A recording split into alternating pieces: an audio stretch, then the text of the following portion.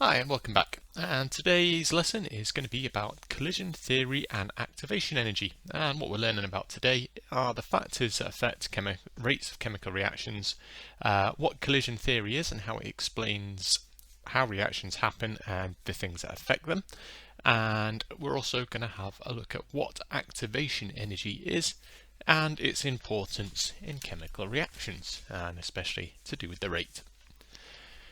So, you probably already know some things that affect the rates of a chemical reaction without even realizing it. Think about making a cup of tea, think about cooking your dinner, think about a firework and things like that. So you're probably already aware of some of the things that might affect the rate of reaction.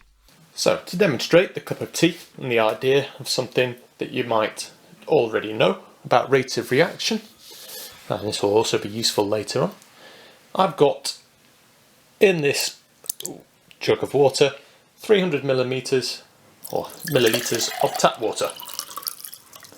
So I'm going to pour tap water in there. In the next one, if I measure out 300 milliliters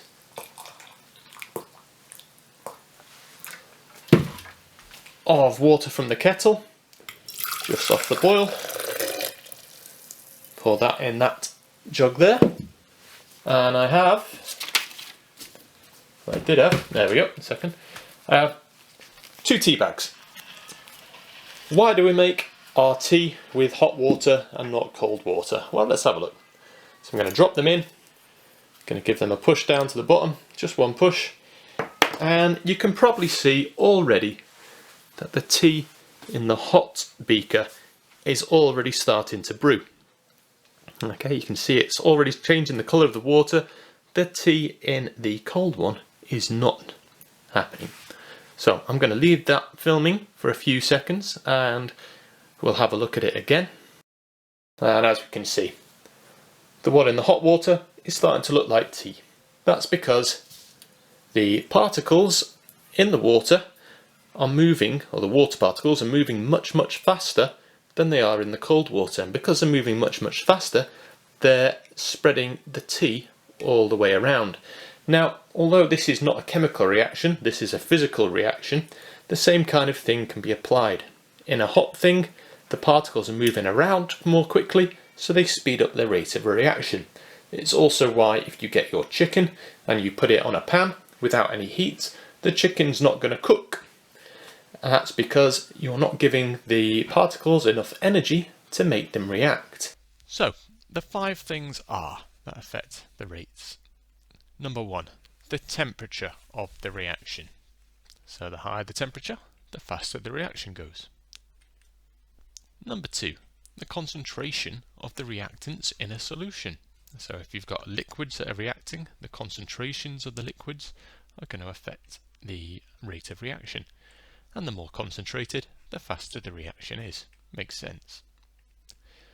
Number 3, pressure in reacting gases. And again, the higher the pressure, the faster the reaction. Number 4 is the surface area of a solid reactant. And the greater the surface area, the faster the reaction.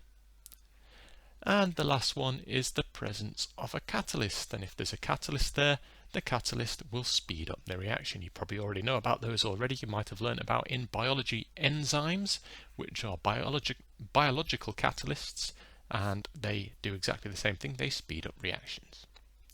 So those 5 things you're expected to know what they are, what the things are that affect the rate of reaction and how they affect it. For example, temperature affects rate of reaction. By the higher temperature, faster reaction. On average, we say for quite a lot of chemical reactions that are about room temperature, every 10 degrees that you increase, or 10 degrees Celsius, should be very specific about that, every 10 degrees Celsius that you increase the temperature, the reaction rate will roughly double. Okay, now we've covered that, we've looked at that, we need to understand a little bit about why. And before we can understand why those things affect the rate of reaction, we need to understand something called collision theory. Some good news, collision theory explains all of those things, and it's actually very simple and very logical when you stop and start to think about it. So, The basics of collision theory say particles must collide with each other and with sufficient energy in order to react. So the particles have got to hit each other, and they've got to hit each other with enough energy to react. If they don't hit each other with enough energy to react, they just bounce apart. That minimum amount of energy that is required to start the reaction is called the activation energy. So the activation energy is a minimum amount of energy that the particles have to have in order to react when they collide. So if they don't have the right amount of energy, they won't react.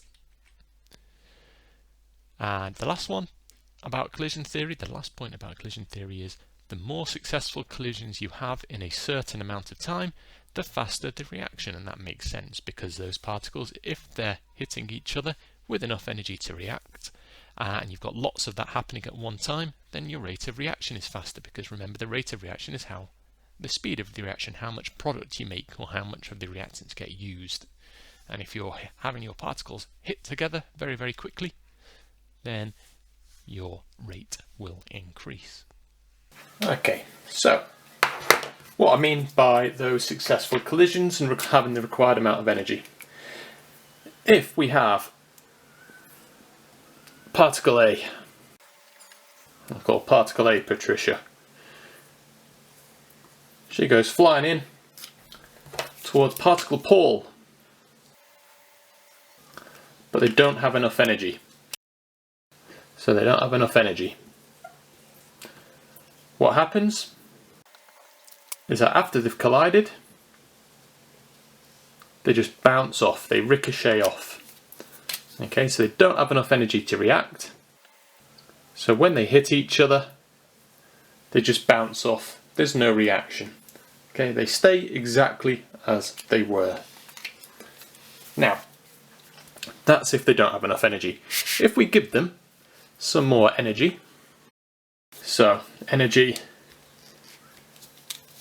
is greater than, that's a terrible greater sign, my apologies. Energy is greater than or equal to or greater than the activation energy. What we see then is we see here a reaction. Okay, we see a reaction and we make our new product, which either might be these two joined together, it might be something else, depending on what the reaction is. So this is a successful reaction. Okay, this time we've got the activation energy or more, we've had a successful reaction. So number one that we had a look at was temperature, how temperature affects rate. So we're going to have a look at that now. So it speeds up the rate of reaction. We know that increasing the temperature increases the rate of reaction. Now why is the question? Why does that happen? Well, you will know from particle theory, which you will have learnt about since year 7, that as temperature increases of a substance, whether it's a solid, a liquid or a gas, the particles start to move faster. And if their particles are moving around faster, this makes collisions more likely. Think about it, if you're in a room and you're walking around, then there's a good chance you'll avoid each other. You're not likely to collide into each other so much. If you're all running around inside a room, then you're quite likely to bang into each other and into tables and other objects in that room. So the faster the particles move, the more likely collisions are. But that is not the end of it. Okay, so the particles also have a higher energy, higher kinetic energy, and so the collisions are more likely to be successful. And this can be shown as well in a little graph called the Boltzmann distribution graph, and we'll have a little look at that now. So, high temperature versus low temperature. Here we have our low temperature. We have our reactants in a box. These are reactants, these little circles. You can see some of them are bouncing off the walls, some of them travel in a straight line. That one should be a straight line as well. And they're not travelling very quickly. Because they're not travelling very quickly, they're not likely to collide.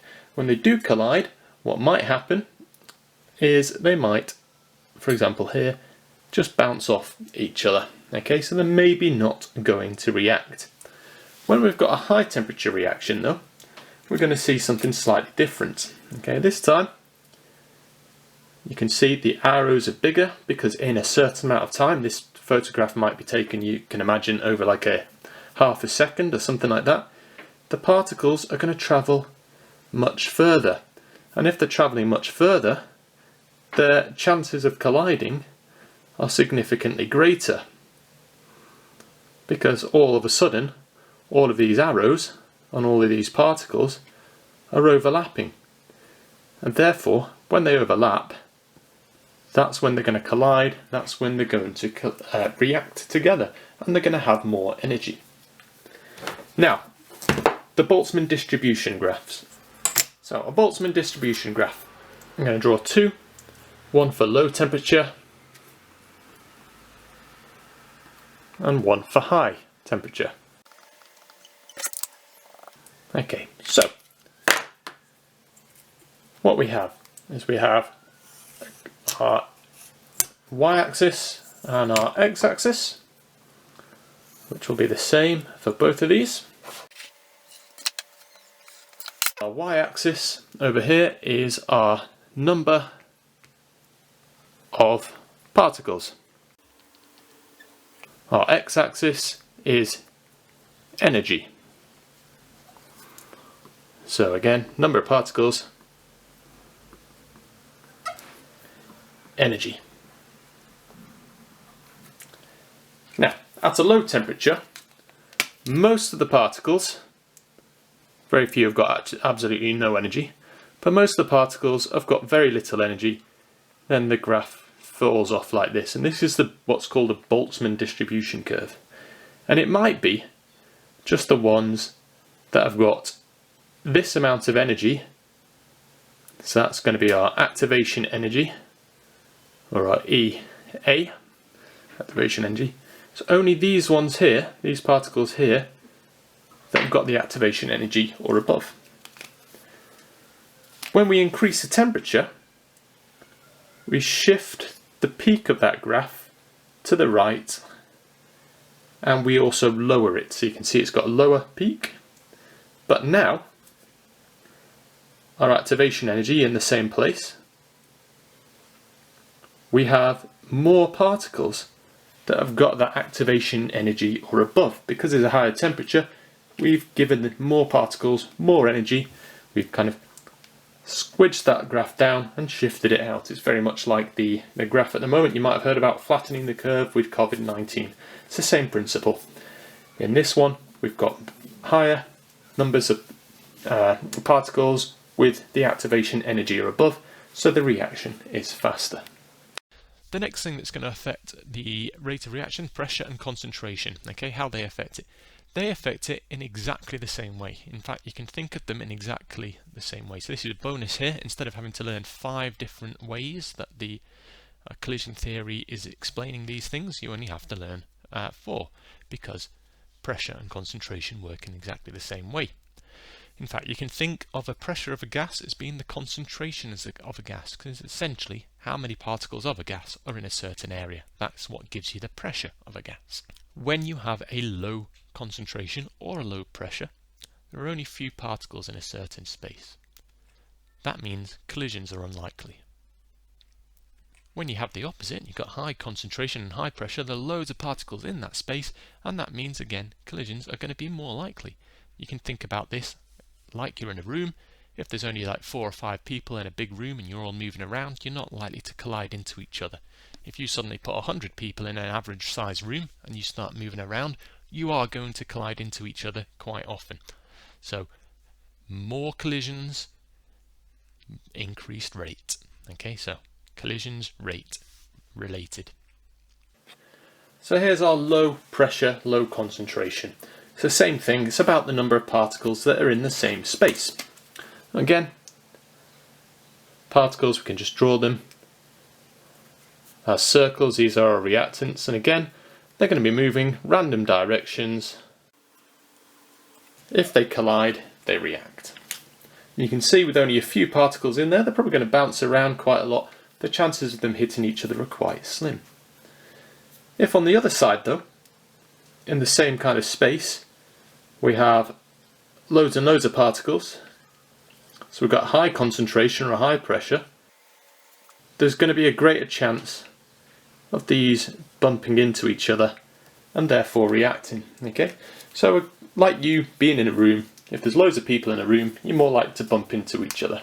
Think about it on the train. If you're getting the train into school, hopefully it's not too busy and you can find a seat, or if you're stood up, you've got some space. If you get on the underground during rush hour, then you're going to be bumping into people because it's very, very busy. There's a high concentration of people on the underground compared to a normal train. Now, how surface area affects rate. This one is a little bit trickier to think about. So if you break a solid into smaller pieces, if you take, like, for example, a big lump of iron. I'm going to use iron for a good example because you may have seen this as a demonstration, especially if you've been in one of my classes, you've almost certainly have done. If you break the iron down into smaller pieces, like iron filings, you increase the surface area to volume ratio.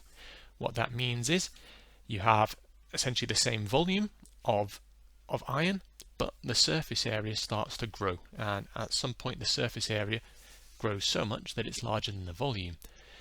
And what that means is because you've got more surface area, you've got more particles exposed on the surface at one point, that gives the solution, or the gases that you're reacting with, more particles to collide with at one time. And again, we'll have a look at a little diagram which explains that. Surface area to volume. Here we have a cube that's got 10 centimeters on each side, or sorry, I should say square with 10 centimeters on each side, and here we have 4 smaller squares. Each of these sides is 5 centimeters. So the side here is, if you were to add this side and this side, it would be the same as one of these sides here. So these 4 squares will fit inside this big square. And a little bit of proof there. You can see 5 centimeters, and that is 10 centimeters. So these 4 boxes are essentially, you can imagine this just split up into 4. Okay, we've chopped it in half, chopped it in half. We've made a greater surface area, we've made smaller particles for our reaction. Now if we would calculate our surface areas. So our surface area for this one is simply 10 centimeters plus 10 centimeters plus 10 centimeters plus 10 centimeters. So it's 40 centimeters. Our volume, I'll try not to move the whiteboard. Our volume is equal to 10 times 10, which equals 100 centimeters squared. Okay, that's for our largest object. Now for this one here, when we split it up into 4, our surface area is now 5 plus 5 plus 5 plus 5, so 5, 10, 15, 20. So each square has 20 centimeters as its surface area. So we've got 20, 40, 60, 80. So we can see by breaking it into 4 cubes or 4 squares, we've doubled the surface area from 40 to 80. So we've got 5, 10, 15, 20, 25, 30, 35, 40, 45, 50, 55, 60, 65, 70, 75, 80 centimeters. And the volume is going to be 5 times 5, 25, 5 times 5, 25, 25, 25 centimeters squared for all of those. So 25, 50, 75, 100 centimeters cubed. So the volume stays the same, which is what we'd expect.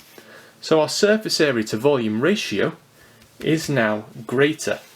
Here it's 40 to 100, or 4 to 10, or even reduce that to 2 to 5. And here it's 80 to 10, 80 to 100, sorry, or 8 to 10, or 4 to 5. So it's double the surface area to volume. And this means the reaction can happen much quicker, because now instead of the gases having to attack these edges and break these edges off first, the reactants can get in to all of these parts that are exposed, which is why smaller particles react more quickly than larger particles. And the reason why I brought in the iron is because if you get iron powder, you may have seen this, if you sprinkle it in a Bunsen flame, you get these bright sparks. It looks like a sparkler, like you might have on bonfire night. It's exactly the same principle, in fact. But if you stick an iron rod in a Bunsen flame, it doesn't burn. And the reason being there is the iron filing, the iron powders, has got a much higher surface area to volume ratio than the iron rod. And because it's got a much higher surface area to volume ratio, more oxygen can get to more iron at one time, and therefore you get a much faster reaction. In fact, if you stick an iron rod in a Bunsen flame, you will actually get the same chemical reaction happening as you do with the iron filings, but it's just so much slower because only the ones on the very surface of the iron rod can react with the oxygen in the air. Here's an example of surface area. As you can see, we've got my gas cooker here, and I've got in this jar, I've got some granulated sugar. Okay, granulated sugar is the kind of average sugar that you get. You probably already know it. It's quite grainy. It looks like a little bit like grains of sand. In this old yogurt pot, I have icing sugar though. Okay, icing sugar being powdered sugar, and you can see it powdering along the edges. And we'll show you now differences in rate of reaction based on particle size. You might also be able to see convection currents, which is physics here. When I lit this and we've got hotter temperature, the powdered sugar is kind of floating up above here. Now, first of all, I'm going to sprinkle some granulated sugar over the flames. And you can see the odd little flare, nothing too great. If I take some of the icing sugar though, listen carefully as well. You can hear it burning, rather hot there. Okay, so the granulate icing sugar burns with slightly more energy. Okay, and there's a way, in fact, a good experiment, good demonstration that I like to do at school. I get a can, an old paint can, and it's got a little hole in the bottom, and inside the paint can I put some candles, some tea light candles, and into those tea light into that paint can as well I put some powdered sugar, and then through the hole in the bottom of the paint can there's a little rubber hose, and I light the candles. I put the top on the paint can, so if this is a paint can, put the top on nice and tight. It's got a little hole in the bottom there, it's full of the powdered sugar, and a lit candle. I blow into it and it makes all the powdered sugar spread around, and the flame from the candle is enough to make the sugar ignite and explode, and the lid of the paint can blows off, goes flying into the air, and you see a jet of flame come out the top. So powders can be explosive. It used to be a common problem with flour mills. Flour mills used to occasionally explode because flour, you wouldn't think of it, the same flour that you make bread out of, can be explosive when you mix it with enough air, when you spread it around, because you've got a high surface area to volume ratio. Now the last one, how catalysts affect the rate of reaction. Catalysts speed up reactions without being used or change themselves during the reaction. Okay, so they stay exactly the same. Often catalysts can be things like metals. So in your catalytic converter in your car, you've got things like palladium and other rare earth metals, and they catalyze reactions. And you don't need to keep replacing your catalytic converter, or not very often anyway, because the catalysts don't get used up, they don't get changed in the reaction. You can use them again and again and again. Because of this, they don't appear in a chemical equation as a reactant or a product, but they can sometimes be written above the arrow in the equation, and we'll have a look at that now. Here is our chemical equation. We've got N2 plus H2 makes NH3, so nitrogen plus hydrogen makes ammonia, and this is a reaction that you will learn about later on in the course. First step, obviously we need to balance it.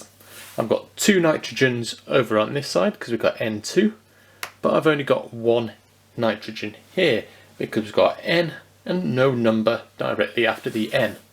So one way I can get 2 nitrogens over there, I can't put a little 2 in front, I can only put a big 2 in front to say we've got 2 lots of ammonia, and I'll do another video on balancing equations later.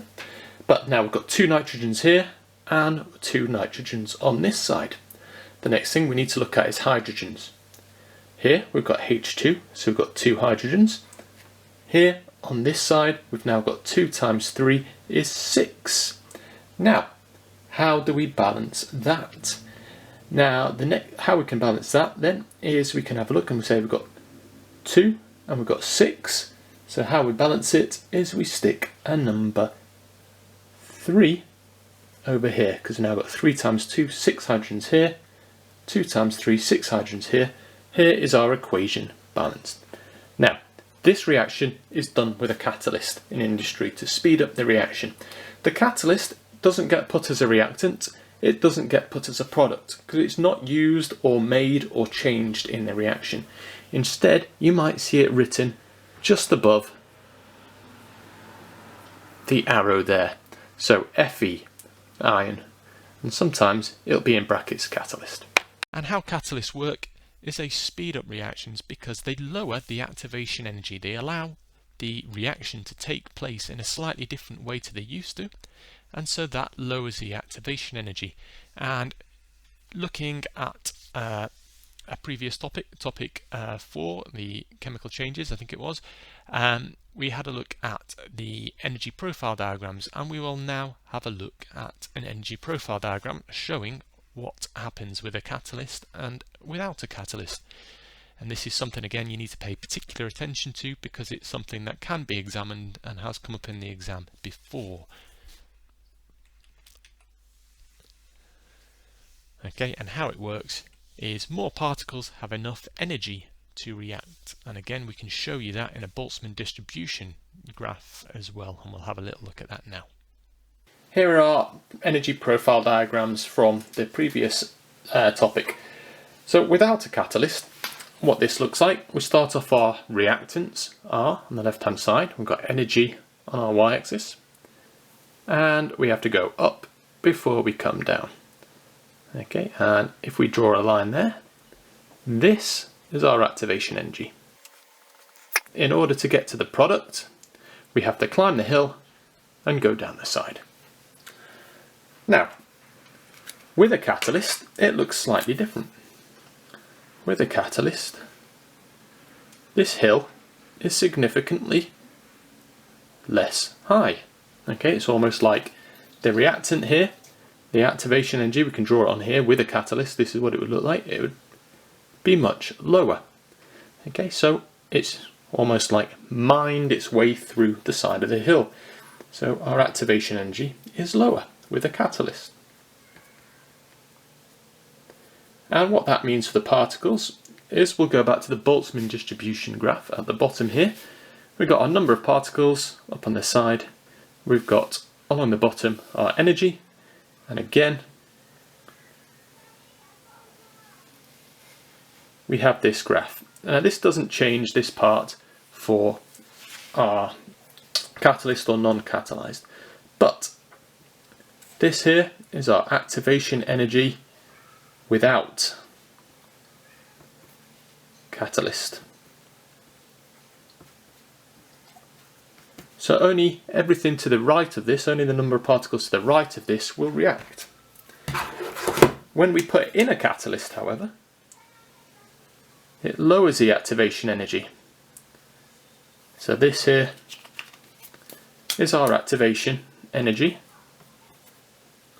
with a catalyst. So you can now see that you've got all of these extra particles in this bit that I'll hash in the blue there. We've got all of those extra particles that now have the required activation energy in order to react. The next thing we need to look at is how rate and the frequency of collisions are linked. And this is again something that's in the syllabus. It's mentioned in the syllabus that you have to be able to talk about, and they talk about ideas of proportionality. So rate is directly proportional to the frequency of successful collisions. Okay, so rate is directly proportional to the frequency of successful collisions. Now, what does that mean? It means that if the rate of successful collisions doubles, then the rate of the reaction will double too. Okay, so if we get twice as many successful collisions in a certain time, then the rate of reaction will double. If we get a frequency of our collisions triples, the rate of reaction will triple. And vice versa. So if the rate of reaction doubles, then the amount of successful collisions, or the frequency of successful collisions, must also have doubled. Okay, and that is something that you need to have a quick look at. Now, a little summary of today's learning then. Increasing temperature, pressure, concentration, and or surface area to volume ratio all increase the rate of reaction. A catalyst also increases the rate of reaction, and that is the fifth thing that increases the rate of a chemical reaction.